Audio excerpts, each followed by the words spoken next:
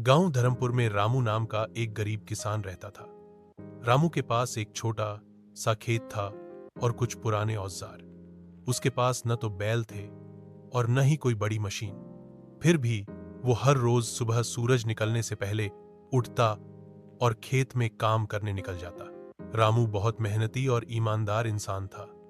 उसका सपना था कि उसकी बेटी पढ़ लिखकर कुछ बड़ा बने और उसके परिवार की हालत सुधर जाए।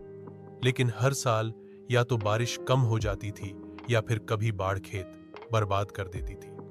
इससे उसकी फसलें अक्सर खराब हो जाती और कर्ज बढ़ता जाता। एक साल गांव में भयंकर सूखा पड़ा। कुएं सूख गए, नहरें खाली हो गई और खेतों में दरारें पड़ गई।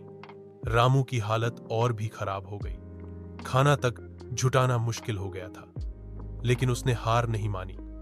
उसने अपनी छोटी सी जमीन पर मेहनत से सब्जियां उगानी शुरू की।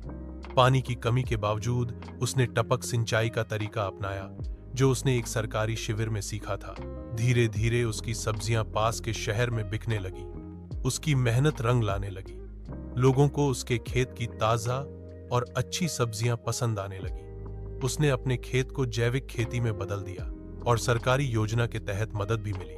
कुछ ही सालों में रामू ने न सिर्फ अपना कर्ज चुकाया, बल्कि अपनी बेटी को शहर के अच्छे स्कूल में दाखिला भी दिलाया। आज उसकी बेटी एक सरकारी अफसर बन गई है और गांव में शिक्षा और खेती के लिए काम कर रही है।